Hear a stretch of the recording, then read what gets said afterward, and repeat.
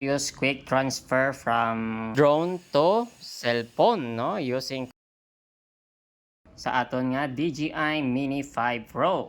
Hindi ron naton kinanglan ang cord o kung mga USB cord kag type C, no, para mag-connect. Kinanglan naton ang i-open ang Wi-Fi kag Bluetooth kag ang iya nga application, DJI application, no, kadasig lang mag-transfer ka mga video kag mga photos. Makita nyo dira, no, mas dasig mag-transfer sang photos kag video using Bluetooth and Wi-Fi.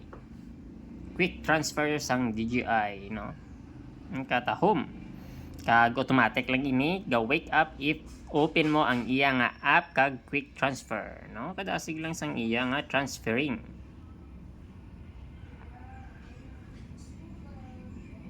Duro kita din nga mga files kang ina nga gin palupadan picture kag makita nyo dira ang aton nga Catholic Church, no, sa Pototan Plaza.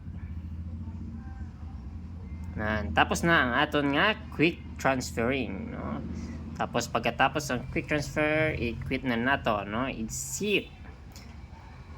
Okay, then tapos ang blinking sang aton nga Mini 5 Pro patay siya, no, tapos na.